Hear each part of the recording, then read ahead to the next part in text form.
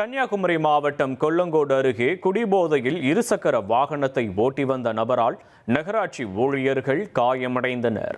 கொல்லங்கோடு நகராட்சி ஊழியர்கள் இருவர் வரி வசூல் செய்துவிட்டு இருசக்கர வாகனத்தில் சென்று கொண்டிருந்தனர்.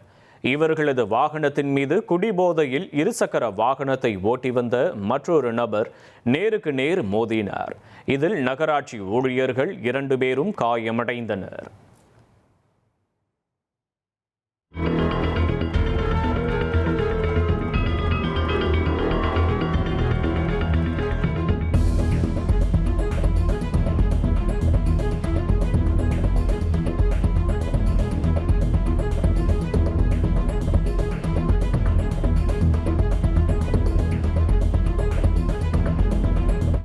ஒரு கோடியே 26 லட்சம் மனங்களை வென்ற தந்தி டிவி யூடியூப் சேனல். தவிர்க்க முடியாத தம்ப்நெயில்ஸ், கலக்கலான கான்டென்ட்ஸ்.